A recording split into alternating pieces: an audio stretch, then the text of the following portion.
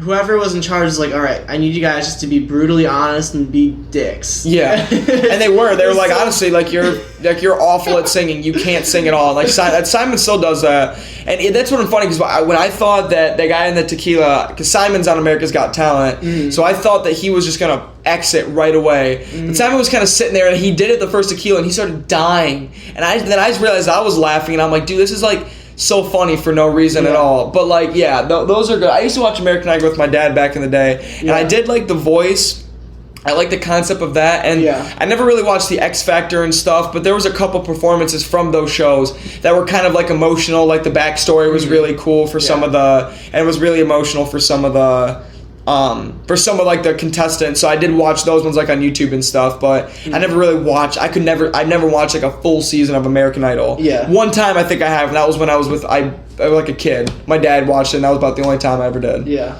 I feel like what made the first seasons of American Idol so funny was you would have like these awkward pauses in between where you'd see I'm just done thinking about it. You would see the judges they're just laughing. They got their heads down. They're putting their hands at their face palming and everything, and there's just silence. Yeah, like yeah, there were some funny ones. Like I watched an entire montage or a compilation of like clips of contestants who got like pissed at the judges.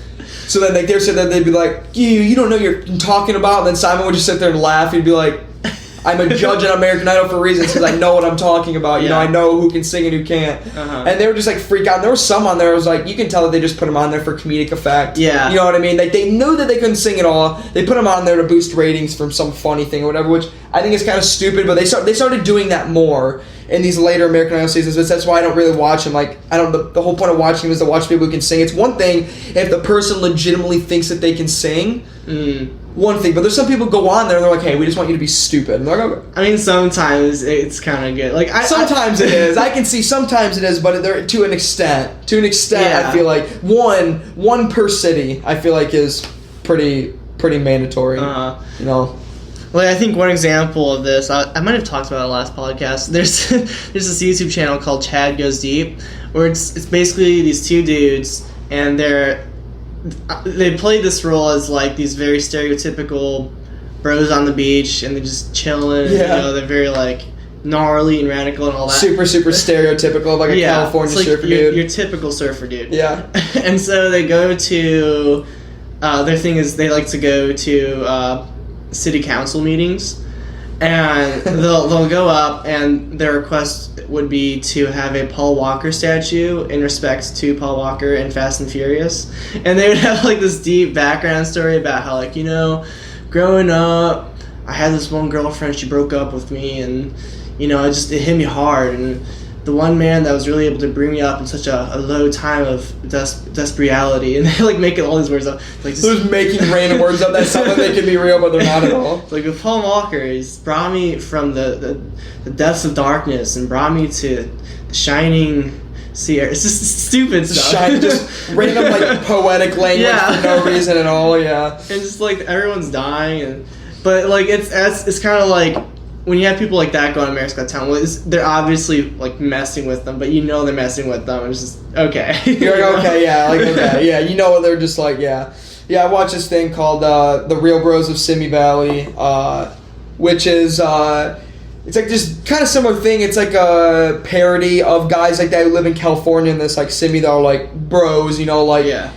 And it's got like a bunch of guys who played YouTube, like, you know, the guy who's like the Saw dude guy, Nick Coletti's like, Saw dude, that guy, he's on it. There's a couple other guys who are on it, like Cody Ko and a couple other YouTube guys who are like comedians, and they're on, and it's like the funniest thing, but parodies the same thing, like, they're like, just parodies like the bro, basically, just like the embodiment of like being a bro, like how they dress and how they talk and stuff, and they made like a YouTube series on it, and it was super funny. Yeah. So here's a really nifty transition. How's your book coming along? So like, how far into it are you? Not as far. going from all the way over here to how's your book? All the way over here to back where we kind of originally started, but we kind of veered off a little bit. Just a little. Yeah. A slight tangent. A slight tangent. It's okay. I'm the king of tangents. I mean, it's going good. I'm still. I mean, I've been writing it for a while. I can't say that I'm like, really far into it, but I'm still most likely in the planning stages, and it kind of sucks. Like, I'm like, oh, I feel like I've been planning this forever, but I get to a point where I kind of like, okay, this, like, I have the concept. It's just kind of coming up with how I want to start it, and then it's like what we were talking about before. Like, who do I want my characters to be? Like, what do I want their personalities to be? Like, what makes sense for the story? Who do I want them to be in the confines of this, story that I'm creating? So that's mostly what it's been now. And once I kind of got that new idea of how to start my story, now I'm in the point to where I know how to start it, I know where to go from here, and it's more or less just fleshing out my characters. Like, I remember I read this thing going back to Harry Potter. I know a lot of facts about Harry Potter, but J.K. Rowling said she spent 5 years just fleshing out the characters that she was going to have in her story. Yeah. Because a lot of characters that are in the first story, like in the first book, come out in the second or third one, and then the last book, and they're all connected. So she spent a lot of time planning it. She didn't just dive into it, because then you have all these plot holes and all these character inconsistencies, and then all these things just start to not make a lot of sense. So I'm realistically spending a lot of time like fleshing out the characters and the setting and the plot itself, and like I was having trouble with like an antagonist, but I was at work today and I was just kind of like Daniel March. Daniel March looked over at my seat and I realized you weren't there, and I'm like, oh, perfect. I'm gonna model him physically everything. But all he's going to do is just going to sit there and say sarcastic quips and make all the characters feel down on themselves. Throw paper airplanes at But yeah, so I was just sitting there at work, and then I kind of like just came across something. I was nearing lunchtime, and I just went on Google, and I was kind of like randomly saw this thing, and I was like, all of a sudden it was like one dot hit another dot, which connected to another dot, and it was almost like one of those like drawings that you can make while you're connecting the dots. Like, then it was like boom, full picture. Yeah. So then I was like, okay, like, yeah, this is who I want the antagonist to be. And I go, but I don't really know who that character is yet. And then as I was kind of sitting there at lunch and I was eating my PB sandwich and chewing on my goldfish and stuff, I was like, and then it clicked. I'm like, okay, well this villain is connected to these characters. Boom, like that's right there. And then I was like, okay, well this character is related to this character, and the villain is related to them, and an overhead branch. I'm like, okay, awesome. And then there was this other character, and I'm like, okay, now I got these guys, flesh them out, we're good. And then there was this other character who I'm like, I know his name and a couple background information on him, but I need to figure out who he is specifically. And then it was kind of like, once I started kind of like writing random stuff down like in a document, then all of a sudden his character started to kind of just come up, and I was like, okay, this is who his character is.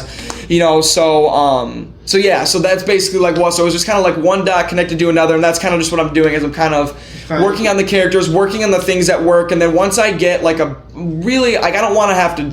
Sometimes biggest thing about writing is kind of just the fear. Like, I'm scared just starting it, just getting going. And I've started the same story, but it always changes, and I always find a different way to begin it, different characters, different stuff. Yeah. And I got to a point to where I have a lot of, because I always have a lot of different ideas, a lot of different stuff, but I found a way to sort of connect all of my different ideas that I have into one story. Not necessarily one story, but almost like a universe. Yeah. And I don't like connecting it or like comparing it to other things, but I kind of look at it like kind of like an Avengers type thing. You have all these different characters, but somehow they all come together in the Avengers movie, and they all make sense to be with each other in one aspect, which is kind of my characters. A lot of my characters, the first story, it's like, this first set of stories is about this one character, but then all these other characters get introduced, and then it's almost like having a spin-off of one character. There's all these different spin-offs of a bunch of these different things, and that was my problem. I'm like, okay, I have this idea. It's like having like, okay, I want to write a story about a magician, but I also want to write a story about a werewolf, but But I also want to write a story about a guy who's a god who got set down from Mount Olympus or whatever. Like, but I don't know which one to start with first. Yeah. So you're like, okay, which one? Who's my main character first? Who's the guy who's gonna begin this thing? It's like, who's my Iron Man? Who's gonna start this universe? So then I kind of went back and forth. I didn't really know who to start, and then I found like the guy, like the person who's like gonna be my thing, and all these other characters who I like to and I want to introduce in there, coming later. But it's kind of coming in and like a spider web. Yeah. It's just kind of all these things are going to meet in the middle, and once I get a foundation for it, then I'm just going to start building on that foundation, and then hopefully be able to write. I got like a couple chapters finished, but I'm going to go back, and then I got to switch around some of the characters, and then it's going to be from this starting point, and then it's just, I want to get, by the end of the semester, my goal is to, by the end of the semester, when I graduate, so by December of next year, I want to have at least a rough draft. So like a complete, the whole novel. It's like by the end of this year, basically? Yeah, by the end of this year, have a first draft basically done. I wanted to have at least something done, like half of it done by the summer, but a lot of it changed, and working 40 hours a week definitely doesn't help at all either, especially because you're so tired and you so much to do. Do you have like any short-term goals, like a certain amount of like words per day, like maybe a page per day? Yeah, so I try to do, when I was writing, like when I had, what I thought was my concept down, I was writing about 1,000 words per day, which was... Yeah. I think it ended up coming out to like 1,000 words was like 3 or 4 pages, I think.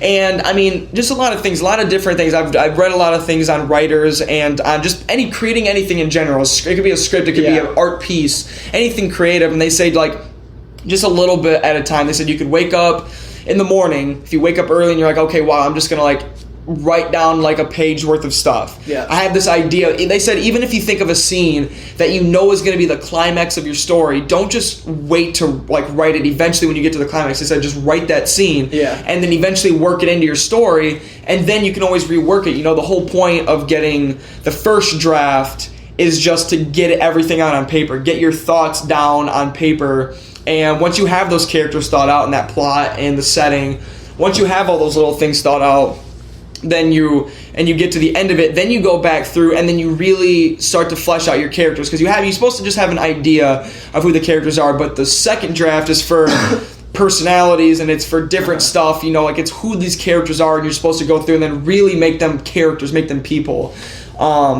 So I try to get about when I write, I try to do 1,000 words a day. I write at home, or I'll write in like a coffee shop, or I'll write at like Starbucks, or even Barnes & Noble is a really good place to go to and write and stuff like that. But that's a really good place, like in the fall and winter time, going there, and you don't really want to go there because you're so wrapped up in your apartment, you don't want to go anywhere else. But it's such a nice place to. Have you been to the place right next to Starbucks, the other coffee shop? Brew? Yeah, that's where I go. Nice. It's nice. Yeah, they have really. Has like a peanut butter and chocolate chip muffin. It was really good. But I got there. I went there at I dropped my girlfriend off at. I had to drop her off at work when we were down to one car. So I dropped her off and I went down to the coffee shop and just got a muffin, like a little one of those glass Coke bottles, and just chilled in the corner, plugged my laptop in, and then just kind of wrote 1,000 words, and then I had to go pick her back up when she was out of work, but I stayed there pretty much 3-4 hours. I wrote about 1,000, 1,500 words, and then I was good, but it's just kind of a sense of accomplishment. But anything, it could be 50 words, 100 words, it's just, it kind of varies. It's like, how much time do I have today? Okay, I have 2 hours to write. In 2 hours, I can probably write, I realistically should be able to write 400 words, or 300 words, or whatever it is. So it's like, I'm going to write 300 words. They could be the worst 300 words in the world, but you still get them down. And then you can rework those into a certain point. Or there might be 300 words that you don't use at all. You completely hit the delete button. Half the story could be a delete button where you completely change the whole thing. But that's how you get those creative things going. That's why when you back your character into like a corner and you're like, sometimes you're like, I don't really know how to get him out of this. So you continue writing and you say, I think I'm going to get him out of this like this. But then when you get to the end of it, then you just hit an idea. It just randomly comes to you. You're like, oh no, this is a better idea of how I get him out of this conflict. And then you go back and you completely rework that section of the story and stuff. So it's really all about just writing, reworking, editing. And the editing process is hard because every time you write 1,000 words, you're like, I just want to edit this. I already thought of this one thing. I just want to edit this really fast. But the biggest thing is to just, if you have a little tidbit, a little tiny bit of things that you want to change, just write it down and just get to the end of it and then go back and change it later. Yeah. So you're not working, because then you're spending 6 months working on the first chapter trying to make it perfect when you realistically that first draft isn't going to be perfect at all. It's going to be horrible probably, or it's going to be not that good. And the whole point of it is to just rework it a couple times and then eventually That's what your agent's for. I mean, eventually when you go, if you want to shop your book off and get it done,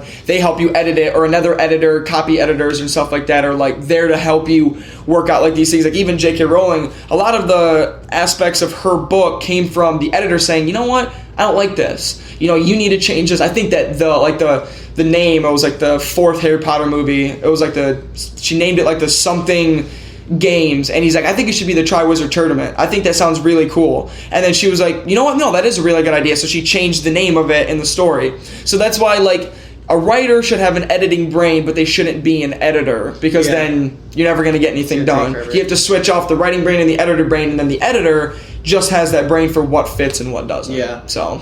And then, like, just I feel like short-term goals, like being able to have short-term goals and long-term goals is important, but mainly short-term goals, because it's a lot harder to see something farther away than it is to see something right in front of you, and those short-term goals is something that you can see right in front of you, and you can't reach those long-term goals unless you have those short-term goals. It's kind of like if you were a mile away and there's like let's just say a stop sign. You want to get to that stop sign, and if you just keep walking to it, you're never going to get closer from your perspective. But let's say like you're looking at the crack of a sidewalk. If you go to like each sidewalk crack, and you just keep looking at that, it's just going to work better. Oh yeah, you know? And you look at the long-term stuff, sometimes it's a little scary. It's like going to take a long road trip and you realize that you have 400 miles and you're like, oh wow, I have 400 miles to go when you start your road trip. But then you look at the first direction and it's like, oh, 10 miles to this exit. You're like, okay. You start out with the 10 miles to exit 34. Yeah. And then after that you go, okay, I have 2 miles to route 2. And you just keep going like that. And then eventually when you're halfway done, you go, wow, I have 200 miles to go. You know what I mean? Yeah, but that's always the part that sucks when it's like, and now you have 500 miles. Like, and now you're on this road for 50 miles and you're like, oh god. But yeah, it's like it's chunk by chunk, sort of just kind of working through it and then just figuring stuff out. And it's just writing what you enjoy, what you like, what you want to do. Because if you're not writing what you enjoy, you're not writing what you like, then it's even longer. It's like, okay, I want to write this one thing because I just want to make a lot of money from this book. I'm going to write a romance novel like Nicholas Sparks so it can get really famous and I can get a book deal and I can just do all this stuff. But like if you don't like writing that stuff, then that's, then it doesn't really work out for you. Like I like writing fantasy, science fiction, like in a young adult sort of thing, and that's what I write, and I enjoy writing, and that's why I like writing, and that's why I like creating and stuff like that. It's like anybody makes a movie, like a director's like, hey, an actor, why didn't you want to take this role and be Batman for 5 movies and make millions of dollars? They're like, honestly, because I'm passionate about these projects, these indie movies or whatever they're doing, because that's what I want to do. That's what makes me happy. And that's, you might think, oh, an actor becomes an actor to make money, but no, that's just their passion. You became an engineer to become an engineer. You became an architect to become an architect, or whatever your job is, a nurse because you like helping people. Yeah. People who become writers, people who become artists, people who become directors or actors, they do it because that's their passion, that's their craft, or that's whatever they want to do, and they do what makes them happy. Yeah. All right. So you graduate a year? No, December 2020. December 2019. So this upcoming December. That's right, because you're graduating with me. Yeah. So once when you graduate, do you have like a game plan? My game plan so far is probably, as long as Impact Products wants to keep me on. Same. Then I'll probably, if they still want to keep me on as a copywriter, then I'll probably continue to do that kind of work and work with them after I graduate, get some experience. I've kind of played with the idea of going to graduate school to get my master's in public relations, to kind of, because right now I have a broadened degree in communications, which is everything, but I'd like to get a focused higher education degree in PR specifically. Yeah. And then really just continue to do that. If I decide to go to graduate school, then I've looked at a lot of different places like Michigan State, University of Cincinnati, a lot of these places around here that have good programs like that. And if I can ever work remote through Impact, then hopefully they can pay for part of my graduate school. But I kind of want to do that. I'm just going to kind of work full time, and then I'm always going to find time to write. And then I would like to, like I said, hopefully by the time I graduate, I can have a first draft. And then hopefully by the time that I really start to get into the workforce, I can kind of work 30, 40 hours like I have been, but then find the time at night or on the weekends and stuff. Because after I graduate, you're not going to have these parties and these social events and all this stuff. You're kind of just be like, okay, I'm in an adult life limbo where I have friends and we go out, but I'm 22, I'm 23, so we call it occasionally, but I don't have stuff going on every weekend. Yeah. Those wintertime 4-month droughts where you're like, I'm just going to sit inside. So I'm pretty much just going to spend a lot of that time writing and then only hope that I can write something that I love and that I, feel proud of, and then eventually, hopefully, option that off to an agent, and then if that agent likes it, then I can edit it, and then hopefully option it off to a publisher, and then hopefully I can publish books, and then I can continue to do that as a career for the rest of my life. That would be my career. But right now, it's pretty much just short term. Just continue working in the job that I have right now. If they don't keep me on, then find a different job that's in some type of communications, copywriting, social media relations, something like that. And then if I feel like that's kind of hard, and I'm not really finding a lot of work, then I'll eventually go get my master's degree in PR and just kind of take it from there. Take it little by little, step by step. Yeah, Impact's a really nice, first adult gig, I guess. It is, yeah. It's because they're really flexible with hours, and it's very relaxed environment. And everybody there's, and nobody there's no one's a doucher. Yeah, and everybody exactly. Everybody's cool. So Justin, our boss, was a psychology major, but he works in marketing. Yeah. And Scott was graphic design, and he does still technically work with graphic design, but still kind of works as a head up. And then Rob was a journalism major, but doesn't really do that. So a lot of them, they kind of understand us, and they know they're really good at working with you, and they're not business major assholes, I guess, if that's a good way to describe it. They all are from a different walk of life, and they understand everybody. They're not like, oh, I got my business degree in marketing and I've worked in Fortune 500 companies, so you need to do things this way. They're really flexible about how you work, how you do work. I thought it was really crazy that we could listen to music at work, and that is very, very, that helps me. Really?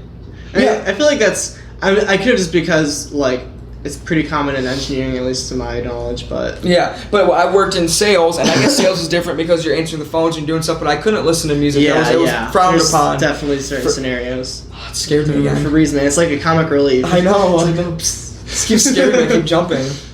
But yeah, that wasn't really the same. So he's like, yeah, I have these headphones and just listen. And then Justin was like, yeah, just put on some a podcast or some Netflix and just kind of do your work. And I'm like, really? I'm like, that's really cool, and that helps me get through work. That helps me do my job, because 8 hours of writing advertisements and descriptions and doing the stuff that we do, it's kind of it's tedious after a while. And I'm not saying that, it's a little boring, but it's it kind of gets slow after a while, but it's, and those things help you get through. So having that team that we have really, really helps, and it's a really, really nice job as a young person, just getting used to the whole working with people who are a lot older than you and people who are that have so much experience. They don't ever treat you like you're dumb or that you're ignorant. They always want you to ask questions, which I love, because I love asking questions to kind of get to know things. So it's a really good environment to be in. Yeah, I used to be really weird around old people, but I feel like I finally hit that mark where I'll be around old people and just be like, oh, you're just a normal human being. Because I'm old myself. I go out to the bars and I'm home by... Yeah. Yeah, I'm 22. Yeah, I know, I go out to the bars and I'm back by 11 o'clock just like you. I feel like we're on the same level now, you know what I mean? I get hungover for 3 days just like you guys do. I love sitting inside and playing with my cats, and I feel like I'm a 40-year-old woman. So we pretty much, we relate on a different level, Yeah. Yeah. Impact Products, man. Oh, Impact Products. Good place. So if you could have any job, would it still be what you're doing now, or would you do something else? If you could do anything. If I could do anything in the world, I would just write full-time. Okay. I'd be a full-time writer where I could wake up in the morning when I wanted to. And maybe that sounds like a lazy thing, because you're like, oh, you just don't want to wake up at 7 in the morning. But I would love to just wake up when I wanted to, have a nice office in my house, with a desk and a nice light in, and a nice little home office that I could write just all day. Spend 5, 6, 7 hours a day just writing, and then, just doing that. You see all these writers are like, oh, I wrote my first book, and I got option to, write this trilogy or this series or these multiple books by this publisher. So they're like, I quit my job and I write full time. And not a lot of people do that. That's not really a thing that people do, but... that would be my dream job, is to get to be the point where the J.K. Rowlings, the high-end people where they're they get such a, sort of reputation where people want to buy their books. You write a book and just the name of it, like the name Chase Foland, like, oh, I want to option this person's book in this universe because people love this universe and there's characters and all these things. So I'd love to get to the point where, I could basically just, write full time and then just get those books off and spend time at home and basically just be able to do that and make a lot of money to where I can not have to work at at an office job, just be able to write, and not even just at home, just be able to write, like, go places. So, like, go to, like, I don't know, camping for the week and just write. Or some people go travel. Like, like this girl was like, I got paid to go research in this island. So I'm going to go went to like Bali or something like that. Yeah. She's like, I went out there and I spent like a week. And she goes, I wasn't on vacation. I was writing for my book and researching, but I was in such a good environment that I was able to kind of write these things. And they're like, it secludes me from everything else. It secludes me from the internet, from Wi-Fi, from TV, from all these things. And I'm able to just write in the tropics in this hut for like a week or two. And that's nice. That's probably where I'd want to get, where I could travel and write and just kind of do that for a living. That'd be fun. That'd be my dream job. Nice. Yeah. Cool. So that's the interview portion. We're going to go to the game portion now. Okay. That's where all the fun is at. So we got 2 different games that we play. First one is called Interview Opposite Day. Sorry. First one's BS. Second one's Interview Opposite Day. The way it works is I rank you out of 100 points for each game, so a total of 200 points. Okay. And so... Oh, yeah, and so then that puts you on the list of the official straight out of college ranking list of champions. All right. So prestigious list, I'm sure. Oh, for sure. It's the most. Before we start the games, you mind if I get some more water? Of course. Let's put this on pause real quick. Okay. And we're back. All right, cool. So we're going to get to our first game. We're going to speed up a little bit just because don't want to keep you here too long. So first game is BS, which stands for Bad But Smart. Basically, I'm going to ask you a bunch of questions where you're probably not going to know the answer to. So it's as if you went to an interview that you didn't prepare for. And you just have to answer to the best of your capabilities. All right. So for the first question, let's say that you have to sell a live fish. And it's not held in a refrigerator, just a live fish. A live fish that I just caught. Okay. Yep. How would you sell it? How would I sell it? The only rules you're not allowed to put it in a refrigerator or like any kind of refrigerated area. So I have to sell it on the spot from catching it?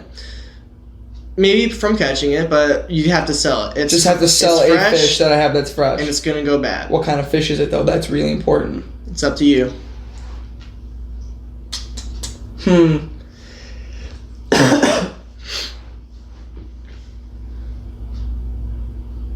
Honestly, if I caught a cod, they'd be very, very easy to sell. You want to know why? Why is that? Because people smoke cod. Do they? They do. Okay.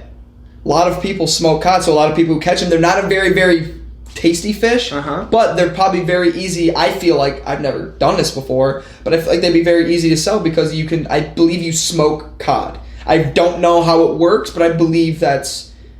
I don't know. There's something in cod. I'll have to look it up. You can just sell it to whoever makes cod. And, exactly. I could sell it to someone who like smoking on a cod. It's kind of a, I don't know, kind of a trashy thing that people do, but you can't do it. I'm gonna turn that into the next insult. Like, hey, you cod smoker. Cod smoker. Oh god, that's a lot. That's way more PG than my insult that I would use. What do you smoke cod? Take out the D and put CK at the end of it. That's what I would use. I'm gonna start using that. Fantastic. Okay. What's the color of your brain? Oh, green. Green? Oh, why is that? Moss. Okay. Yeah. So you're like a tree. Exactly. Okay, fair enough. Hasn't been used in a while, so there's moss growing on it. All right, we're going to cut to the chase. This is the last question. All right. This is a very brief version of it. So if you had to cut a birthday cake into 3 slices, a circular birthday cake, so 3 slices into 8 equal pieces, how would you cut it? You can draw it out here. So you got 3 slices, circular cake, has to be 8 pieces. So it has to be 8 pieces, but I can only cut it 3 different ways? That's correct. You can cut it however you want, though. I don't even know. I'm just going to kind of... Alright, so we got the traditional going straight down. Yep. And diagonal. Oh. And you have 6. And I have 6. I'll give you one more attempt. You can cut it however you want. Okay. Remember, you have a 3-dimensional cake. Boom. I think that's 8. 1, 2, 3, 4, 5, 6, 7, 8. Wait, what? 1, 2, 3, 4, 5, 6. I have 6 still? Yeah. You did the same thing. No, I have 7. No, you have 6. No, I don't. Yes, you do. Look at 1, 2, 3, 4, 5. Wait, how'd you cut it? I cut it across. You said I got one more cut. I cut it right across. This isn't. Wait, 1. Yeah, 2, that's 3. so. Look, okay, let me darken this line. Okay. So yeah, but that's 4. That's 4 cuts. Yeah, you said I got one more cut. You got. No, I mean you could retry it again. Of course, What? that's 8. Okay. I'll give you a hint. Draw 3-dimensionally. I don't know how to do that. Draw a cylinder. I don't know how to do that. Let me draw a cylinder for you. Yeah, I don't know how to do that. What kind of a cake is a cylinder? All cakes. What are you talking about? What do you mean they're not? Okay. Cakes aren't a circle. They're like a cylinder. I was thinking. Okay, my bad. I was thinking like a cone-shaped cylinder, like a long ways. I was like, there's no cake that's like a cone. Like a cone. I was Okay. thinking of a cone. I'm an idiot. And this is why you're not in math. And this is why I'm not in math, because I'm a dumbass. Okay. So we'll go boom, Okay, good. boom, Wow. All right, interesting. boom. I don't even know. I think Because technically, 1, 2, 3, I have no 4. idea. That's still 6. I can't do this. That was weird though, because the way you cut it, I'm gonna describe it because they can't see, was you cut it as if my 3-dimensional drawing was 2-dimensional. Because I don't know what's going on. I'm not a visual type of person. I can see that. Yeah.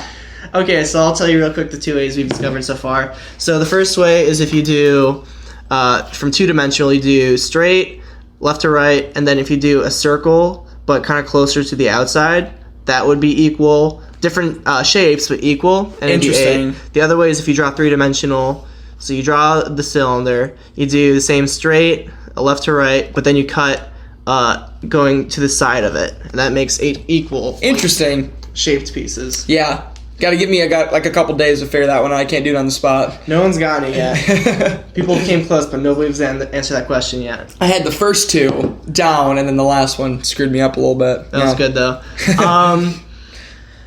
Considering you only had 3 questions, the last one you didn't do too hot. The first 2 you did really good. I'll give you an 80. Okay. I respect Solid that. 80. Okay. All right. So the next question is interview opposite day. So I'm gonna ask you some questions. You have to answer it the exact opposite of how you normally would in an interview. So if I were to say, like, what are your strengths? You'd say, oh, well, me and your wife, or something like that. Okay. So if my strength is I'm a good runner, I would say, my strength is I can sit on people. exactly. Just things that are just, you wouldn't say in an interview. I wouldn't say. Okay. So you wouldn't say in an interview. Okay. Yeah. Okay. Like we're good. your mom Got joke this. or something. How dirty can this get? Are we keeping it PG-13? It is going to be public, so it's up to you. That's fine. I'm publicly an idiot, so. Okay. No one's listening to the podcast anyways. This is for fun, so. Alright. Now, when it gets big, though, once we have 100 episodes and everyone's watching. They're gonna go back to the original, and I'm gonna be embarrassed if I lose my job later on. That's right. Once when you're working for Elon Musk and he sees this, he's gonna be like, ooh. Oh, dude, Elon Musk. Well, he's a cool dude. Elon Musk is a dope dude. Dude, he'd probably laugh. He'd probably joke like that around the office. He's a hard worker, but he's a cool dude. Oh, yeah. Alright. Alright, first question. Chase Foland. Why are you applying for this position? Because I'm broke, and I need money. Alright. Can you tell me a little bit about yourself?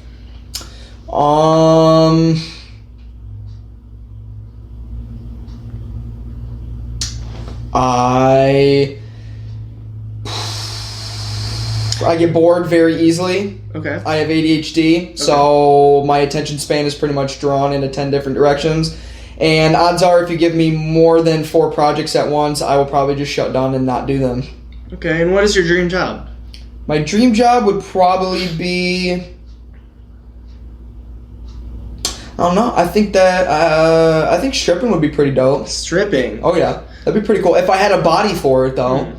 Yeah. Because you know what? It's like, if you like attention, which I do, I enjoy attention, and you have like a very ripped body, like being those guys, like okay, like a private dancer, like that people hire for like a bachelorette party.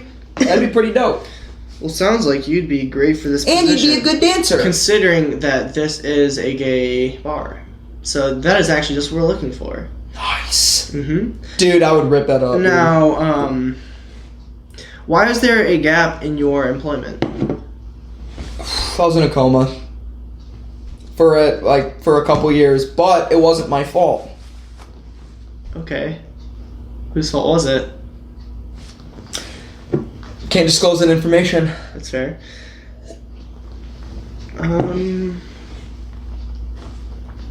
So why were you fired from your last job? Apparently, and I did not know this, you are not allowed to masturbate on the job. Whoa! Yeah. Do you have any more questions for us? I would have to say no. Ending it on a masturbation joke is pretty good, solid one line and go. All right, thank you for your time. Thank you, Daniel, very much for having me. Okay, this isn't too bad. You're like, all right, masturbation. Like, all right. It's gonna end it on that note. I mean, that's a strong note to go on. Cool. I'll give you. Let's see.